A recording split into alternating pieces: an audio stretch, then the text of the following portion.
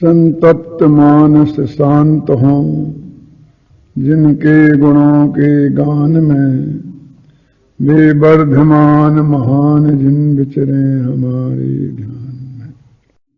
चार पुरुषार्थों की चर्चा पाठ योजना तो इतनी सफल और सुंदर योजना है कि जिनवाणी माता को हमारे कंठ में बसाती है। पहले तो प्रसिद्ध ही था कि कंठ की विद्या और अंत का दाम और समय पड़े पर आवे काम। कोई भी आदमी 15-50 रुपए के पुरस्कार के लोभ में ये काम नहीं करता है और लोभ में करने वाले कर भी नहीं सकते हैं। तो जिनवाणी के प्रति श्रद्धा और आस्था है, उसकी वजह से ही ये सब लोग तैयार करते हैं। इस पुरस्कार के बहाने तो एक वातावरण बनता है, पर जब हम सुनते हैं कि इतने लोगों ने इतना इतना तैयार किया है तो उससे हमें भी प्रेरणा मिलती है। आज तो हमारे आंख कान काम करते हैं, पर हम सत्समागम का लाभ भी ले लेते हैं और जिनवाणी भी पढ़ सकते हैं। कल कहीं ऐसा न हो कि हमारे आंख कान नाक बंद करना बंद कर दें, तो उस समय हमारे कंठ में जो विद्या होगी वो कंठ में ही नहीं है, बल्कि हमारे धारणा ज्ञान में है। वो जब कंठ रुक जाएगा ना, तब भी वो हमारे स्मृति पथ में आकर हमें बहुत बड़ा सहारा देगी। अभी जो राजमल जी साहब को आप सुन रहे थे, आप जानते हैं उनकी उम्र क्या है? 77 वर्ष, 77, जिसमें सब लोग भूल जाते हैं। पूरे प्रवचन सार की गाथाएं श्लोकों सहित और अर्थ सहित उन्हें आद्योपंत याद है। अब जानते हैं ना, ये आचार्य विमल सागर चक्रवर्ती हुए ना, उनके क्लास फेलो थे, मैना विद्यालय में पढ़ते थे जो आचार्य विमल सागर गुजरे ना। और ये वो पंडित लाल बहादुर शास्त्री जो थे दिगंबर जैन समाज के बड़े विद्वान, वो भी इनके क्लास फेलो थे। एक क्लास में पढ़ते थे मैना विद्यालय में। और मैं जब अशोकनगर में रहता था तो 9-9.25 वर्ष तक हम लोग ऐसे मित्र बन के रहे कि दिन में 4-6 घंटे रोजाना एक साथ रहना ही और एक कप चाय एक साथ में पीना ही, चाहे उनके घर पर चाहे मेरे घर पर, बाजार में नहीं। चल रहे ना। तो हमारा बहुत पुराना 9 वर्ष पुराना का दोस्ताना है। तो आज जब मैंने सुना कि भाई वो भी हिलान में लगे हैं इस साल जी, तो उस वक्त से भी निरंतर तत्व के अभ्यासी रहे हैं। मुझे याद है कि उनके लड़के की बारात जानी थी और मेरा व्याख्यान हो रहा था। 10 बजे की गाड़ी से बारात जानी थी और आज से 9 बजे तक मेरे व्याख्यान प्रवचन में वो बैठे बैठे प्रवचन सुन रहे थे। 10 बजे गाड़ी में बारात रवाना होनी थी क्या? तो इतनी पुरानी है, तो मैं आपको 40 साल पुरानी बातें बता रहा हूं, क्योंकि वो अशोकनगर छोड़े ही मुझे 32 साल तो हो गए हैं। इसलिए ऐसे बच्चों से लेकर और बुजुर्गों तक के गले में ये जिनवाणी माता को बसाने का ये काम सचमुच में अद्भुत है। इसकी जितनी प्रशंसा की जाए तो उतनी कम है। लेकिन जब मैं देखता हूं कि इतना पूरा 100 गाथाएं याद करी और 51 रुपया, तो हंसी आती है। क्या करेंगे, कौन से जमाने में रह रहे अस्पताल जी। लेकिन अस्पताल जी ये सारा काम स्वयं अपनी तरफ से ही करते हैं। ब्रह्मचारियों के कोई कल कारखाने तो चलते नहीं है। इन्होंने जो शुरू किया ना, अपने गांव के पैसों से ही शुरू किया और उसके बाद में तो बहुत से लोग उनको सहयोग भी देते हैं, ऐसी बात नहीं है ना। लेकिन वो जो बहुत अद्भुत और महान कार्य है, बड़ी लगन से सारे देश में वो करते ही रहते हैं। अकेले यहाँ नहीं, हमारे सारे विद्यार्थियों को बुला बुला कर उनसे कराते रहते हैं। जिस गांव में जाते हैं उस गांव में तैयार कराते हैं, महिलाओं को तैयार कराते हैं। आपने देखा कितनी बुढ़ी महाराष्ट्र की महिलाएं यहाँ आकर के वो पुरस्कार ले रही थी। इस तरह उन्होंने हजारों लोगों के कंठ में जिनवाणी बसा दी है। ये बहुत बहुत धन्यवाद के पास है। अपनी चर्चा क्रमबद्ध पर्याय की चल रही है और आज मेरे ख्याल से कौन सा 13वां दिन है, 13वां व्याख्यान है। 12 व्याख्यान इस पर हो चुके हैं। बहुत कुछ माल तो निकल ही गया है, बचा कुचा थोड़ा माल है, उसकी बात करनी है। कल अपन ने एक बात कही थी, अंत अंत में याद हो तो, कि क्रमबद्ध पर्याय व्यवस्थापकों की समझ में नहीं आएगी। यानी आज दूसरी बात कहना चाहता हूं कि क्रमबद्ध पर्याय उतावलियों की समझ में नहीं आती है। समझ भाई, किनकी समझ में नहीं आती है? जो उतावलिया लोग है ना, उनकी समझ में नहीं आती। क्यों नहीं आती है? कि जिनको किसी काम की बहुत जल्दी है कि एक काम मुझे जल्दी होना चाहिए, उसको ये बात कैसे पसंद आने लगी कि भाई जल्दी नहीं होगा, समय पे होगा। क्यों? जब समय होगा कोई कार्य का तभी कार्य होगा, उसके एक समय पहले नहीं होगा। ये बात जल्दबाजों की समझ में कैसे आने वाली है? इसके लिए मैं एक उदाहरण दिया करता हूं कि आप किसी भी शहर के किसी भी चौराहे पर जाकर खड़ा होकर देख लो, यदि लोगों का उतावलापन आपको देखना है तो वहां एक लाल बत्ती लगी है। काय के लिए लगाई गवर्नमेंट ने वो? कि जब लाल बत्ती हो तो आप सड़क पार नहीं करें, अन्यथा किसी ट्रक के नीचे आकर आपका मोक्ष हो सकता है। फिर भी हम क्या करते हैं बोलो? जहां हमें जाना है वहां कोई ऐसा बहुत जरूरी काम नहीं है, घर पर ही पहुंचना है, फिर आराम से सोना है, उठना है, बैठना है। 5 मिनट लेट भी पहुंचेंगे तो कोई बड़ा अनर्थ होने वाला नहीं है। फिर भी लाल बत्ती है तो हम यहां वहां देखकर कि कोई पुलिस वाला तो नहीं है, क्यों? और चुपचाप लाल बत्ती में ही निकल जाते हैं। तो क्या किया था गवर्नमेंट ने? कि पुलिस वाला खड़ा किया। विदेशों में तो उसकी जरूरत नहीं पड़ती है, लाल बत्ती है तो लाल बत्ती से ही काम हो जाता है। लेकिन हमारा ये देश महान है ना, क्योंकि बत्तियों से कोई समझने वाला नहीं है। जरा सी जड़ लाल बत्ती है, हमें रोक दे कि हम साधारण आदमी हैं, तो एक पुलिस वाला खड़ा है। कि गवर्नमेंट उस पुलिस वाले को कुछ तनख्वाह देती होगी, 2-4 हजार रुपये महीना देती होगी क्या? नहीं। काय के लिए दे रही हो?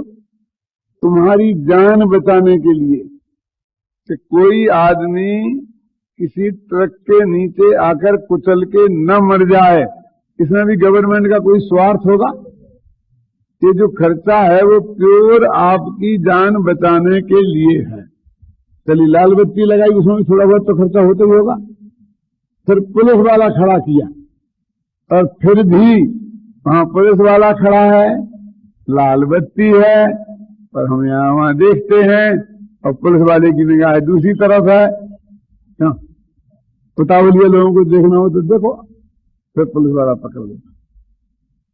क्यों? तो 10-20 रुपया देकर क्योंकि सब्जी कितने लगते हैं आजकल? 100 रुपये से कम नहीं लगते हैं। इन्हें अनुभव है, ये भी एक उतावलिया दिखते हैं।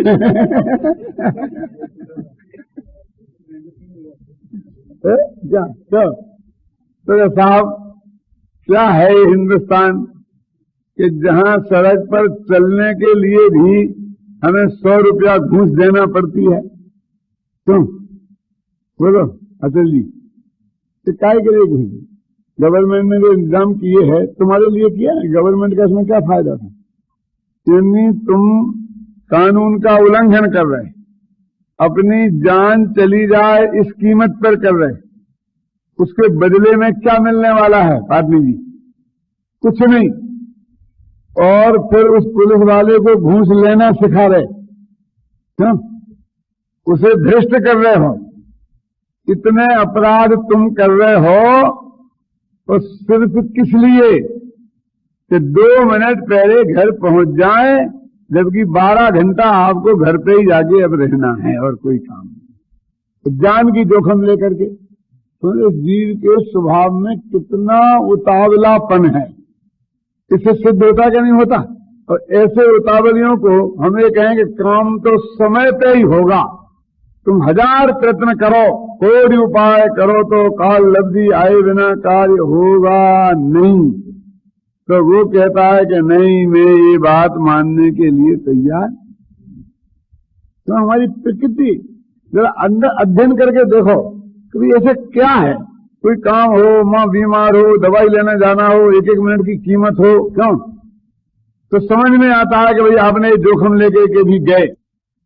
यानी आप समझिए कि काम समय पर हो, इसके विरुद्ध आपका मन में कितना बड़ा विद्रोह है, तो जान की बाजी लगा करके भी इसको तोड़ना चाहते हैं आप इस कानून को लोक में। तो जब आपका नंबर आए तब आप जाइए, क्यों कहीं रेलवे स्टेशन पर टिकट के लिए लाइन लगानी हो, क्यों कहीं भी, तो आप लाइन को भंग करना चाहते, आपका नंबर आए तब आप जाएं। बोलो इसके प्रति आप कितना ईमानदार हैं। अमेरिका जैसे देशों में वहां भी लाइनें लगती हैं, कोई भी आदमी बिल्कुल कभी भी लाइन का उल्लंघन नहीं करेगा, क्यों सुमन भाई, बिल्कुल। अपने हिंदुस्तानी टूरिस्ट वहां जाते हैं ना, तो धक्का मुक्की करके दो के पीछे आएंगे, दो के और बढ़ जाएंगे, कुछ ना कुछ करते ही है। तो वो वहां के लोग जानते हैं कि जो इधर जो है ना ऐसी चमड़ी वाले, जो ऐसा करेंगे ही, तो उन्हें देख देख के वे हंसते हैं और वो करने देते हैं। तो में एक आध आदमी तो आपको टोकेगा, बाकी वे आपस में एक दूसरे को देखकर ऐसे हंसेंगे, तो देखो कहीं का बंदर आ गया है, मूर्ख क्या करें, छोड़ो इसको। वो कभी उल्लंघन नहीं करेंगे, कुछ नहीं। अभी कोई कहेगा भी ना आप यहाँ आप आगा दीदी नहीं, बिल्कुल लाइन से आएंगे बिना किसी के कहने के लिए।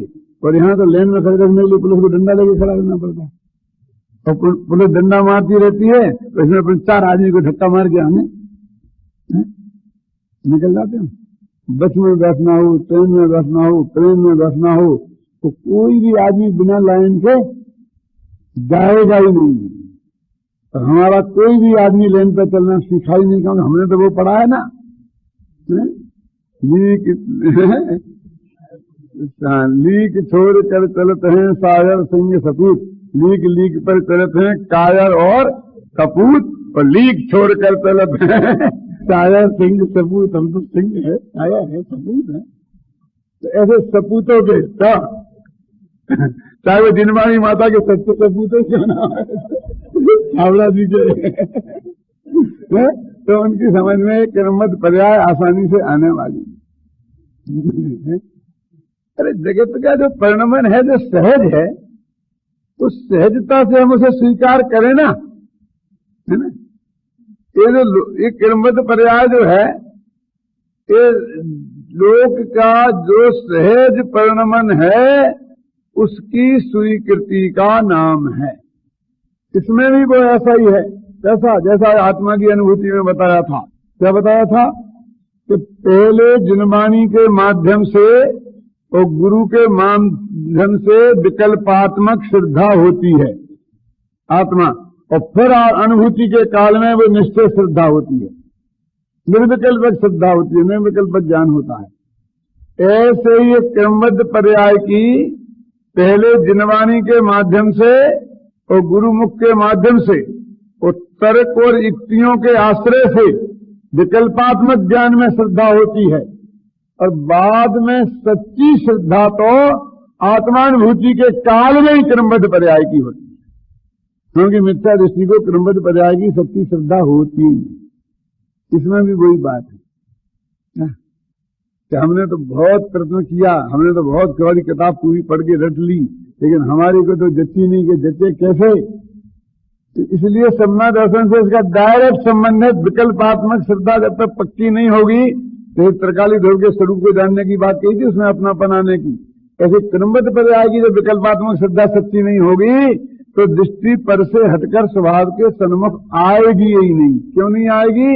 कि उसके माथे पर पर के कर्तृत्व का और अपनी पर्याय में फेरफार करने के कर्तृत्व का बोझा बना ही रहेगा। ये गुरुदेव के इंटरव्यू में ये बात लिखी, जिसमें आपकी किताब में देखो निकालो, गुरुदेव का इंटरव्यू है ना कि आपकी किताब में सबसे अंत में पेज नंबर 128 प्रश्न है नीचे देखो, जब कुछ करना ही नहीं है तो फिर आप आत्मा का अनुभव करने का, गायक स्वभाव के सन्मुख दृष्टि करने का उपदेश क्यों देते हैं? ये नहीं है, कोई दूसरा है।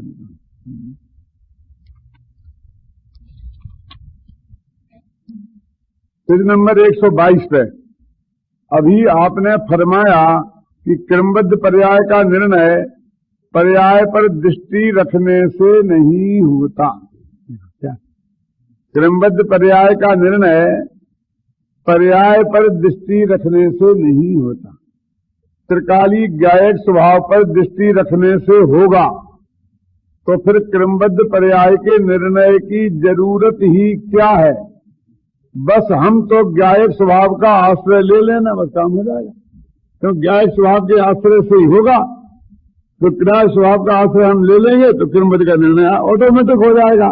फिर हमको माथा मारने की क्यों कहते हो कि आगम पढ़कर युक्ति से, एक गुरुमुख से क्रमबद्ध पर्याय को तुम समझने की कोशिश करो। गायक स्वभाव का आश्रय लेने से क्रमबद्ध पर्याय का निर्णय हो जाएगा। तो वे कहते हो ले सकते हो तो ले लो ना। क्या क्या ले लो? गायक स्वभाव का आश्रय क्रमबद्ध पर्याय को विकल्पात्मक ज्ञान में समझे बिना यदि तुम त्रिकाली ध्रुव भगवान आत्मा का आश्रय ले सकते हो तो ले लो, माने ले ही नहीं सकते कहने का अर्थ है। कौन मना करता है? पर विकल्प में पर्याय की स्वतंत्रता का निर्णय हुए बिना पर्याय पर से दृष्टि हटती कहां है? चलिए मुझे एक करना, मेरे माथे पे, मेरे माथे पे, ये तेरे माथे पे कुछ नहीं है। ये बराबर अपने आप स्वयं बदलेगी। जो जैसी बदलनी है वैसी बदलेगी, जो होनी है वो ही होगी। तू ध्यान रखेगा तो वो ही होगी, नहीं रखेगा तो वो ही होगी। ऐसी दृढ़ प्रतीति नहीं आए तब तक पर्याय पर से दृष्टि हटती नहीं है, स्वभाव पर दृष्टि जाती नहीं है। नहीं आया ख्याल में? देखो अब मैं उदाहरण देता हूं तो समझ में आएगी। आपने बैंक में 1 लाख रुपए जमा करा दिए और मान लिया 12% ब्याज मिलना है, क्यों? तो साल भर में कितने 12,000 रुपए मिलेंगे 1 लाख रुपए के, हैं? तो आप बराबर रोजाना ध्यान रखोगे तो 12,000 मिलेंगे, तो ध्यान नहीं रखोगे तो शायद 11,000 मिले। ऐसा है? क्यों? तो ध्यान तो रखना ही पड़ेगा ना। क्यों समझ में? अरे भाई ध्यान रखने की जहमत उठानी हो तो फिर बाजार में 3 रुपए सैकड़े भी मिलेंगे। तो क्या को तुम 12% पे 1 रुपए सैकड़े पे जमा कराते हो? फिर तो किसी बनिया को दे दो, किसी बिल्डर को दे दो, तो 3-4 रुपए सैकड़े भी दे देगा। लेकिन तुम्हें ध्यान रखना पड़ेगा, किसी दिन भी दिवाला उठेगा। लोग 3 रुपए सैकड़े का ब्याज नहीं लेकर 1 रुपए सैकड़े में बैंक में तो इसलिए जमा कराते हैं कि हमारे को ध्यान नहीं रखना पड़े। यदि आपको ध्यान नहीं रहे तो 6% ब्याज जमा करेंगे, और आप 4 साल तक नहीं करें तो ये साल भर में जमा ही नहीं करेंगे, फिर ब्याज पे ब्याज नहीं देंगे। क्यों? तो सब ऑटोमेटिक होता रहेगा। पर हम भूल गए तो बनने के यहां जमा करा गए और तुम भूल गए तो जमा नहीं करेगा, क्या भी कर देगा, पूरे के पूरे खा जाएगा। अब तुम बनियों की बात करते हो, मैं किसी बात नहीं करना चाहता हूं कि मैं भूल से तुम्हारे पास 2 लाख रुपया छोड़ दूं और मैं भूल जाऊं तो तुम कभी कहने ही वाले नहीं हो कि पंडित जी आपके रुपया रखे भूले। तो मैं भाई मेरे भूले, हाँ थे। तो आपको पता था कि हाँ, तो फिर आपने मेरे से कही क्यों नहीं? हाँ मैं कहने वाला तो था लेकिन जरा भूल गया। आप मुझे मार क्यों? यदि ये भूल ही गया है पूरे पद जाए तो बहुत अच्छी बात है। क्यों? अब कुछ तो इतना ईमानदार हैं, तो क्या नाम सुमन भाई, क्या मैं 3 साल से क्यों नहीं मांगे? अब हम नहीं दे सकते। तो तुम्हारे पास कहां थे? रखे ना रखे थे तो तुमने क्यों नहीं कहा? हम क्यों कहते नहीं मांगे? अब हमारे पास नहीं हो गए थे तो तुमने खर्च क्यों कर दिए? तुमने क्यों नहीं मांगे? हम और तुम में है ऐसे? तो भूल की तेरे को पता था तो तुझे भूल बताना चाहिए थी ना।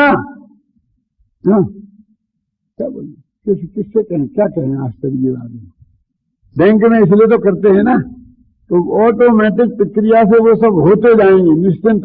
तो ऐसी तेरे को निश्चिंताई हो तो तू मतलब वो बोलते हैं ना, तो हमको माथे पर कोई बोझा नहीं रखना। तो जो भी हमारे पास पूंजी है बैंक में जमा करा दी और महीने के महीने जो ब्याज आएगा आएंगे, खाएंगे और आराम से आत्मा का भजन करेंगे। क्यों करते क्या नहीं करते? लेकिन तुम्हारे बच्चे, तुम्हारे बाप, तुम्हारे भाई बिजनेस कर रहे हो, दूसरों को 3 रुपए सगड़े देते, उनके यहाँ जमा करा दो ना। क्यों? क्या बाप बाप रह गया क्या? बेटा बेटा रह गया क्या? भाई भाई रह गया क्या? किसके यहाँ जमा करा दें? ऐसे ऐसे केस रोजाना आते हैं सामने, देखने में आंख में आंसू आता है।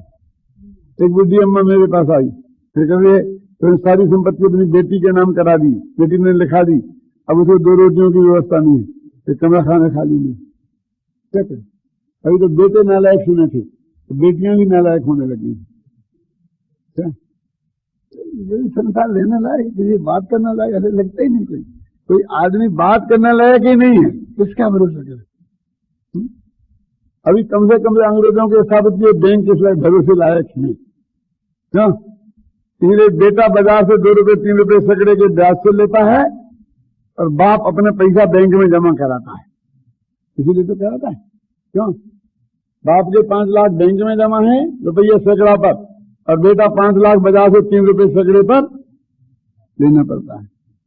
ये हमने ये उपलब्धि की है, क्योंकि हमारी आचरण ऐसा हो जाएगा तो हमें यही होने वाला है ना। क्यों अमृत भाई? पंडित जी तुम कहां बेटे बाप की बात करते हो? अभी तो इस हाथ को भरोसा है क्या? है? तो वे कहते क्रमबद्ध पर्याय के भरोसे के बिना भरोसे दायक कोई क्रमबद्ध पर्याय ही है। तेरी दृष्टि स्वभाव के सन्मुख आएगी ही नहीं। तूने यदि बाजार में बांट दिया ब्याज से रुपया, तो 24 घंटे सतर्क रहना पड़ेगा, और साल में 10-5 हजार रुपया बच्चे खाते मारना पड़ेगा। क्यों? और बैंक में दे दिया तो 1 सेकंड रुपये को वहां नहीं लगाए तो भी 1 पैसा तेरा मारा जाने वाला नहीं है। तो यही फर्क है ना। क्यों? तो तूने यदि पर्यायों का बोझा अपने माथे रखा कि मैं बदल के करूंगा, तो 1 सेकंड तेरे को फुर्सत नहीं मिलने वाली है। जो तेरी मन की पर्याय होना चाहिए, होनी नहीं है, तो तू लगा रहेगा। तो यदि एक विकल्पात्मक ज्ञान में एक पक्का निर्णय हुए बिना, कौन सा कि पर्याय समय तो होगी ही, जो होनी है वो ही होगी, उसमें बेईमानी संभव है ही नहीं है, ये दृष्टि स्वभाव के सन्मुख आ ही नहीं सकती है। देखो गुरुदेव की भाषा देखो कितनी जोरदार है। देखो फिर पढ़ता हूं प्रश्न। अभी आपने फरमाया कि क्रमबद्ध पर्याय का निर्णय पर्याय पर दृष्टि रखने से नहीं होगा, त्रिकाली ज्ञायक स्वभाव पर दृष्टि रखने से होगा। तो फिर क्रमबद्ध पर्याय के निर्णय की जरूरत ही क्या है? बस हम तो ज्ञायक स्वभाव का आश्रय ले लेना। ले सकते हो तो ले लो ना, कौन मना करता है? पर विकल्प में पर्याय की स्वतंत्रता का निर्णय हुए बिना पर से दृष्टि हटती कहां है? और ज्ञायक स्वभाव पर दृष्टि जाए बिना क्रमबद्ध पर्याय का भी सच्चा निर्णय नहीं होता है, तथा ज्ञायक स्वभाव पर दृष्टि जाने पर क्रमबद्ध पर्याय का निर्णय हो ही जाता है। अतः क्रमबद्ध पर्याय के निर्णय नहीं करने की बात कहां रही?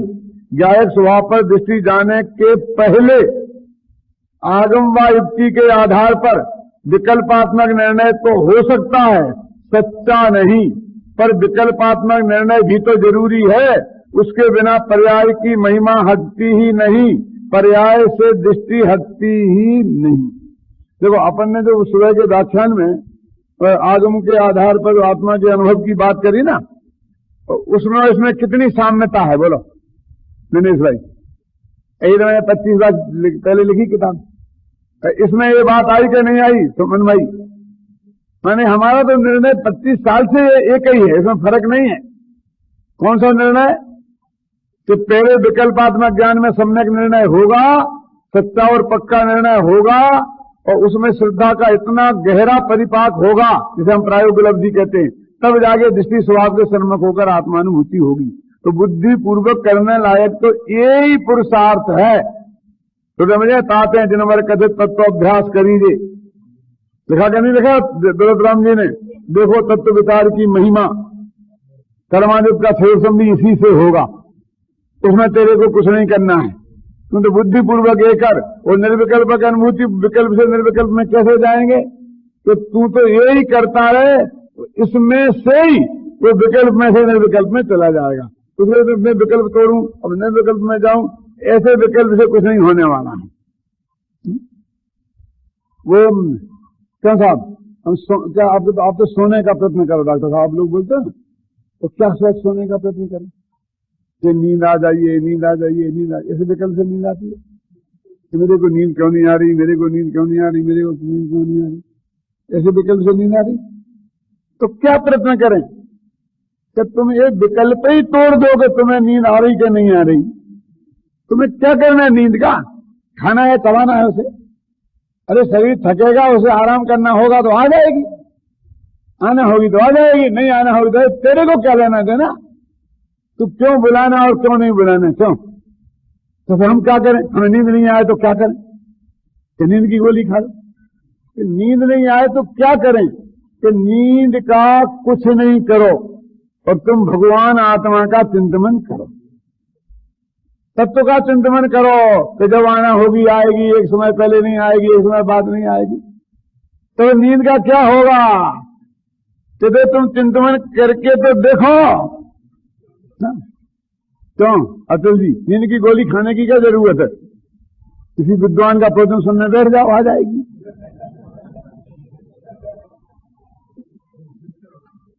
कोई शास्त्र पढ़ने बैठ जाओ, आ जाएगी। नहीं आती? एक गोली के कम असर कारक है। नाराज मत होना, मैंने ऐसे लोगों को देखा है कि रात भर सोए हैं, नींद की गोली लेकर शिकायत भी नहीं कि रात को नींद नहीं आई, और सुबह प्रवचन में आए और उन्हें नींद आते मैंने देखा है। और प्रवचन खत्म हुआ और नींद ऐसी उड़ती, ऐसी जागृति देखी है कि ऐसी कहीं कोई जागृति नहीं देखी है। शाम को प्रवचन में नींद आएगी और फिर रात के 2 बजे तक जाएंगे। अपना अपना तो तोड़ लेना, दूसरे का मत देखना, अपने से ही पता लग जाएगा। नींद का तेरे को क्या, नींद के लिए कुछ नहीं करना है, समझ गए ना? ऐसे तेरे को अनिर्विकल्प अनुभूति में जाने के लिए कुछ नहीं करना है, कुछ करने वाला धर्म नहीं है। 3 4 ऐसे करते कि नहीं करते? तो जोर से बोलो, जोर से बोलो, जोर से बोलो। मैं 1 2 3 4 जो जोर से बोलता था, तो और जोर से बोलो, तो 1 2 3 4 ऐसे होता है। तो आप फिर कहते हैं जोर से बोलो, तो फिर ऐसा, ऐसे मेरे को सब याद है अभी। अब वो बोलना कब बंद हो गया मुझे पता नहीं है। वो ये नहीं कहते थे कि तुम बेहोश हो और बोलना बंद करो, वो तो ये कहते थे क्या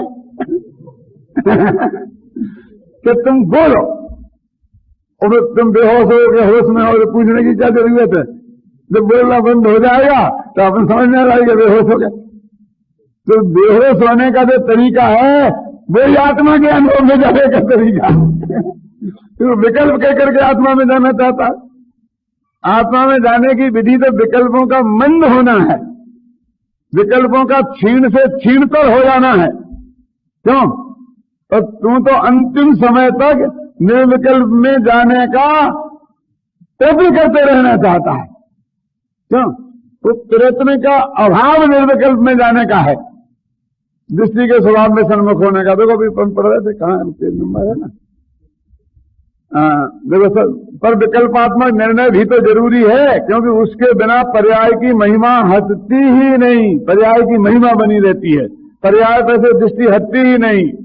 तो इसका मतलब तो यह हुआ, देखो कि पहले आगम और युक्ति के आधार पर विकल्पात्मक ज्ञान में क्रमबद्ध पर्याय का निर्णय करें। पहले निर्णय हुए, देखो फिर जब हमारी दृष्टि पर्याय से हटकर गायक स्वभाव पर जाएगी, स्थिर होगी, तब क्रमबद्ध पर्याय की सच्ची श्रद्धा होगी। उत्तर हाँ भाई, बात तो ऐसी ही है। तो आगम के आधार पर क्रमबद्ध पर्याय का निर्णय करें, यह बात तो ठीक, पर लोगों का तो यह कहना है कि शास्त्र में तो कहीं क्रमबद्ध पर्याय आई ही नहीं है, यह तो आपने ही नई निकाली है। गुरुदेव से प्रश्न कर रहे हैं, फिर वो अलग है कि शास्त्रों में आई है, वो शास्त्रों के आगम के आधार दे रहे हैं। लेकिन मुद्दे की बात हो गई ना, तो पहले शास्त्रों के आधार से हमको सब पर्यायें क्रमबद्ध ही होती हैं, एक समय भी आगे पीछे करना संभव नहीं है, एक पर्याय को हटाकर दूसरी पर्याय को लाना संभव नहीं है। ये निर्णय हमारे विकल्पात्मक ज्ञान में आगम के आधार पर गुरु की वाणी के आधार पर और युक्तियों के आधार पर होना चाहिए। अपन ने आगम के प्रमाण भी दिए, युक्तियां भी दी, तो तर्क भी साथ साथ में प्रस्तुत किए, है ना, और ये बताया कि हमारे गुरुओं की वाणी भी यही है। अब बाकी ये जो क्रमबद्ध पर्याय की जो विकल्पात्मक श्रद्धा हो जाएगी ना, तो इस सच्ची श्रद्धा कब होगी? कि जब आत्मा का अनुभव होगी तब। उसके पहले सच्ची श्रद्धा होगी ही नहीं क्रमबद्ध की, क्योंकि उन्होंने लगा क्रमबद्ध पर्याय की सच्ची श्रद्धा का फल दृष्टि का स्वभाव के सन्मुख होना है। अब देखो ये तो एक आदमी को अपन ने कहा, वो हाथ में सांप को पकड़े था, तो देखिए तेरे जो हाथ में है ना वो सांप है। अच्छा सांप है, इसे सांप कहते हैं? हाँ सांप कहते हैं। तो ये बहुत जहरीला होता है, बहुत जहरीला होता है, हाँ बहुत जहरीला होता है। ये यदि डंक मार दे तो गारंटी से आदमी बचेगा नहीं, मर जाएगा। अच्छा मर जाएगा, गारंटी से मर जाएगा, और ऐसा अपने लिए रहे। तो आज उसी समझ में आ गई अपन ने जो कही। बोलो अमर भाई, समझ में आ गई? हाँ आ गई। आपको उसमें पाठ सुना सकता हूं कि ये सांप है, यदि ये डंक मार दे ना तो आदमी बचेगा ही नहीं। ये मेरी समझ में आई, कुछ समझ में सुनिए। तुम्हारा पाठ भी सुना दिया मैंने, हूबहू शब्दों को रिपीट कर दिया, और तुम कहते समझ में नहीं आई। कहते समझ में आई तो तब माने कि जिस समझ में आते ही वो तेरा हाथ ढीला पड़ जाना चाहिए और हाथ से सांप छूट जाना चाहिए, तो हम मानेंगे कि तेरी समझ में आई। और जब तक तू कितना ही रट के सुनाए, हम मानेंगे ही नहीं कि तेरी समझ में ये बात आई है। सही है? इतना जहरीली है, काट खा देगा, फिर भी तू उससे खेलता रहे और कह मेरी को समझ में आ गई। हमको समझ में आना नहीं मानते। तो वो कहते क्रमबद्ध पर्याय मेरी समझ में आ गई। मैं तो बहुत दिनों से क्रमबद्ध पर्याय को मानता हूं, 25 सालों का मुझे क्रमबद्ध पर्याय को मानते हुए, और आत्मा का अनुभव नहीं हुआ। कैसे मानता है? ये तो कहते एक समय का भी अंतर नहीं होता है। सच्ची क्रमबद्ध पर्याय की श्रद्धा होगी तो दृष्टि उसी समय स्वभाव के सन्मुख होती है, पर से हटकर। और तेरी स्वभाव के सन्मुख नहीं हुई तो तेरे क्रमबद्ध पर्याय की श्रद्धा। मैं और भी कहता हूं कि 2 बच्चे शतरंज खेल रहे थे, सुने होंगे आपने मेरे से कई दफे ये बात। शतरंज खेल रहे थे, इतने में एक आदमी ने कहा, आगे रमेश तेरी मां मर गई है। क्या कहा? तेरी मां मर गई है। तो ठीक है चल चल। तो तू सुनता नहीं है? तो सुन लिया ना, क्यों माथा खाता है? चल अपने वजीर को बता। तो मैं ये कहता हूं कि तेरी मां मर गई है, कि वजीर क्यों नहीं बताता? सुन लिया ना? कहां सुना? कि तू ये कह रहा है कि मेरी मां मर गई है। बोल अब तो सुना कि नहीं सुना? बह रहा हूं क्या? अब बता अपना वजीर, बोलो उसने सुना कि नहीं सुना? क्यों सुना विनय बाबू के? नहीं सुना तो है, लेकिन लगता है कि वो या तो मां शब्द का अर्थ नहीं जानता है, या मर गई शब्द का अर्थ नहीं जानता है, क्योंकि अन्यथा वो खेलता नहीं रह सकता था। क्यों? अच्छा मैं बेवकूफ समझते हो? मां नहीं जानता हूं मैं? अरे मां माने मदर, और मर गई नहीं जानता हूं, डेथ हो गई है। अब खेल अपना बता जल्दी। वजीर जानता है वो? अरे ये तो तूने दूसरे शब्द बोल दिए हैं, उसका भाव तेरे को भाषण नहीं हुआ है। यदि तू दोनों शब्दों का अर्थ सही भी समझता है तो उन दोनों का संबंध नहीं जोड़ पा रहा है। क्यों? तो क्या हुआ है? क्योंकि यदि वो सही भाव ख्याल में आए तो शतरंज का खेल चालू नहीं रह सकता है। क्या करें हम? कैसे करें? कैसे बताएं तुम्हें कि हमारी समझ में नहीं आया? कि हम तो तब मानेंगे जब तेरा खेल बंद होगा। अच्छा तू हार रहा है इसलिए ना, तो मामला क्या है? वही पाली तो वो बच्चा जो है ना, उसकी अम्मा जब वो नहीं मानता था ना, कई दफे कहना कि तू मेरा कहना नहीं मानेगा तो मैं मर जाऊंगी, बहुत धमकी देती थी।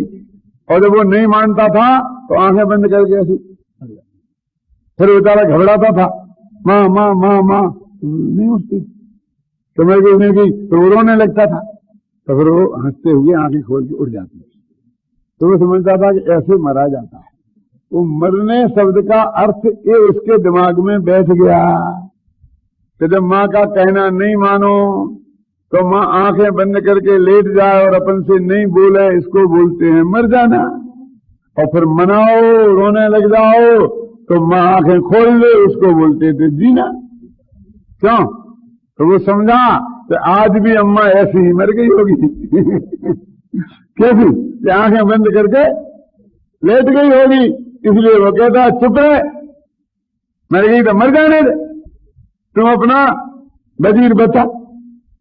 हम कह रहे कि वो सही अर्थ समझता है, माँ का अर्थ भी समझता है, मर जाने का अर्थ भी समझता है, उनका संबंध भी जोड़ लिया है कि मेरी माँ मर गई है, लेकिन फिर वो छोड़ता क्यों नहीं है ना। तो ऐसी हमारी दृष्टि के हमने क्रमबद्ध पर्याय किसे कहते हैं कि प्रत्येक द्रव्य की प्रत्येक पर्याय जिस समय जो जैसी होनी है वो उस द्रव्य की वही पर्याय उस समय वैसी ही होगी, पांचों समवाय मिलके ही होगी। ये सब भाषा ऐसी बोलता है और कोई भी दृष्टि स्वभाव के सन्मुख नहीं हुई है, तो कहीं ऐसी ही कोई गलती है जैसी वो बच्चा मरने का अर्थ माँ का रूठ करके आंखें बंद करके 5 मिनट को लेट जाना है, ऐसा ही कोई अर्थ समझता है। इनमें से कहीं ना कहीं समझ रहे ना, तो सारी जिंदगी क्रमबद्ध पर्याय की श्रद्धा करता रहता है और क्रमबद्ध पर की श्रद्धा से होने वाला जो आत्मानुभव का लाभ है उसको प्राप्त नहीं होता। कहां खड़े हो शांतिलाल जी, समझ लेना, बस अपना अपना दिल खोल लेना, नहीं हुआ है ना वो काम, तो कहीं ना कहीं गलती तो अवश्य है। एक कटु सत्य आपके सामने रखता हूं, जैसे तो मानना, नहीं देते तो मेरा मुझे वापस कर देना, कि सब हम जो समझते हैं हमारी समझ में कोई गलती तो है नहीं, आपकी समझ में गलती होगी, हमारी समझ में तो कोई गलती नहीं है, हमने तो बहुत सब अच्छी तरह से देख लिया, नहीं है तो आपको सम्मत दर्शन तो हो गई साहब, वो तो कहाँ है, नहीं है पक्का, इसमें तो कोई चक्कर नहीं है कि हाँ ये तो पक्की बात है, सम्मत दर्शन नहीं है, तो तेरी समझ में भी गलती नहीं है और सम्मत दर्शन भी नहीं है, दो बातें एक साथ हो सकती हैं।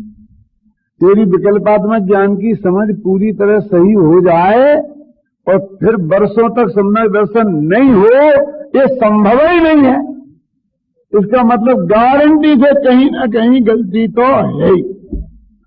दिक्कत है कि गलती माने तो गलती शोधे, शोधे तो निकले, अरे माने गलती तो है ही नहीं, तो समझ रहे हैं काल दुनिया ये नहीं हुआ, तो यही तो गलती है क्या। तो तुम्हें तो समझाया था काल अवधि आगे ना करो, रुपए करो तो नहीं होगा, लेकिन जिसकी काल अवधि नहीं आती है उसके तत्व का निर्णय भी सही नहीं होता है, उसके पांचों ही संभव नहीं होते हैं, तो इसका मतलब है कि तेरे तत्व के निर्णय में भी कहीं ना कहीं भूल तो है और है। क्या ख्याल में शरीर में कोई बीमारी हो, हमें बराबर सिर दर्द बना रहता हो, तो 50 हम जांचें कराएं और पता ना भी चले क्यों, तो भी हम तपास कराना बंद नहीं करते हैं, क्योंकि सिर दर्द तो चालू है, कहीं ना कहीं कोई गड़बड़ तो जरूर है। क्यों? तुमने कह दिया कि सारी जांचों में कहीं कोई खराबी नहीं है, डॉक्टर के एक कह देने से कि कहीं कोई खराबी नहीं है अपन मान लेते, क्योंकि खराबी नहीं है तो दर्द नहीं होना चाहिए। एक खराबी तेरी पकड़ में नहीं आ रही है ये बात अलग है, लेकिन खराबी है ना, तो दृष्टि स्वभाव के सन्मुख नहीं हो रही है, तो क्रमबद्ध पर्याय की श्रद्धा में कहीं ना कहीं गड़बड़ अवश्य, उसका सही भाव तेरे ख्याल में नहीं है, या तो तेरे को काल का ये कांत है, या पुरुषार्थ का ये कांत है, या निमित्त का ये कांत है, कोई ना कोई एकांत उसमें है, जैसा बैलेंस वो होना चाहिए वो वैसा तेरे दिमाग में। क्यों साहब, क्या साहब आप तो इतना प्रयत्न करते हो और फिर भी लोगों की समझ में क्यों नहीं आता है? तारा चाहिए, आना चाहिए ना। कि मैं पूछता हूं कि 5 समवाय के नाम आपको याद है? 5 समवाय के नाम याद है? तो उसमें एक समवाय है निमित्त और बाकी 4 समवाय है उपादान। समझ में आया कि नहीं है? कौन? जो स्वभाव उपादान है, काल अवधि उपादान है, फिर निमित्त जो निमित्त है, फिर होनहार उपादान है, फिर पुरुषार्थ उपादान है। तो 4 समवाय तो है उपादान और एक है निमित्त। तो आपकी समझ में क्रमबद्ध पर्याय आए, उसमें मैं तो एक निमित्त हूं, बाकी चार कारण तो आपके आप में विद्यमान है। तो आपकी समझ में नहीं आ रही तो मेरी कोई कमी है कि आपकी भी कोई कमी हो सकती है? समझ में आया कि नहीं? मैंने एक व्याख्यान दिया, 1000 आदमी यहां सुन रहे हैं, और एक आदमी की समझ में आ गई, सुमन भाई की समझ में आ गई, तो जो 999 की समझ में नहीं आई उसमें कौन कारण है बोलो? क्योंकि यदि निमित्त में खराबी होती तो एक की भी समझ में नहीं आती, उसको तो निमित्त सही बैठ गया, जिसके 4 उपादान तैयार थे उसके निमित्त सही बैठ गया। तो इन 4 उपादान में कहीं कमी है, इसलिए समझ में नहीं आ रही। हमारी क्या जाने, तुम तो केवल ही आगर रहेगा कोरो, उनमें से है ना, हम तो समोसन में से लौट गए, उनमें तो निमित्त में कोई कमी नहीं थी। क्यों? तो किसी जीव के क्रमबद्ध पर्याय में क्रमबद्ध पर्याय समझने का काल ही नहीं पका है, तो उसमें हमारा उपदेश क्या करे? कितना ही बढ़िया दे, होने वाला क्या है बोलो? क्योंकि क्रमबद्ध पर्याय समझने के लिए उसकी क्रमबद्ध पर्याय में क्रमबद्ध पर्याय समझने की काल लब्धि आना चाहिए, पर्यायगत योग्यता होनी चाहिए, उसकी होनहार होना चाहिए, उसको हर अंतर्मुहूर्त के भीतर सम्मादर्शन की प्राप्ति का पुरुषार्थ उसके अंदर प्रकट होना चाहिए। कि 5 फैक्टर मिलेंगे तब क्रमबद्ध पर्याय समझ में आएगी। कोई एक निमित्त के फैक्टर से क्रमबद्ध पर्याय समझ में क्यों? हिंदी तो बच गई है, लेकिन अंतिम बात कह के समाप्त करूंगा। क्रमबद्ध पर्याय समझ में आना कहो, तो दृष्टि का स्वभाव के सन्मुख होना कहो, तो सम्मा दर्शन की प्राप्ति होना कहो, सब एक ही बात है। शास्त्र में एक बात कह के 6 महीना और 8 समय में 608 जीव नित्य निगोद से निकलते हैं और 608 जीव मोक्ष जाते हैं। इसका मतलब यह है कि लगभग 608 ही जीव को सम्मादर्शन होता होगा, उसी क्रम में चढ़े हैं ना। एक साथ सम्मादृष्टि करोड़ों हो सकते हैं, लेकिन 6 महीना 8 समय उत्पत्ति तो उतनी ही होगी ना, तो ठीक है ना, एक इतनी ही होगी। और कम से कम 20 तीर्थंकरों की वाणी रोजाना 7 घंटा और 12 मिनट 5 विदेश क्षेत्रों में खेल रही कि नहीं खेल रही? तो तीर्थंकर की वाणी ऐसा जबरदस्त निमित्त तो अपनी वाणी है नहीं। तो 6 महीना और 6-8 समय में 608 जीवों का बहुत बड़ा कोटा तो वहीं खत्म हो जाता। ऐसे पात्र जीव वहां होंगे ना, क्यों? क्योंकि तीर्थंकरों की वाणी तो निरर्थक नहीं जाएगी ना। बोलो अबुला जी साहब, समझ में आएगी नहीं? बहुत बड़ा कोटा तो वहीं खत्म हो जाएगा। फिर आचार्य गणधर देव, एक तीर्थंकर के कितने कितने गंधर हैं, फिर आचार्य भगवंत, फिर उपाध्याय, फिर मुनिराज, क्यों, फिर अनुवृत्ति, यानी सीनियर लोगों की कितनी लंबी लेन है उपदेशकों की। क्यों? तो आप समझ लो कि हमारे और तुम्हारे कोटा में क्या नंबर आएगा, कल्पना कर लो। इसे क्यों कि किसी की समझ में नहीं तो कौन सा आश्चर्य हो गया, क्योंकि उनकी पात्रता पके ऐसे जीव ही यहां कम है, तो हम क्या करें उसके लिए? समझ में आया कि नहीं? और इस तरह से एक बात और समझ में आती है कि तुम सारे 600 क्या आज का कोटा अपने एरिया में ही, अपने गांव में ही पूरा कर लोगे तो बाकी बताए तीर्थंकरों का क्या होगा? 608 तो होते ही ना। अभी तो मैंने 3500 की घोषणा करी है, अभी तो 108 और बाकी है। तो यही कर देगा सब पूरा कोटा।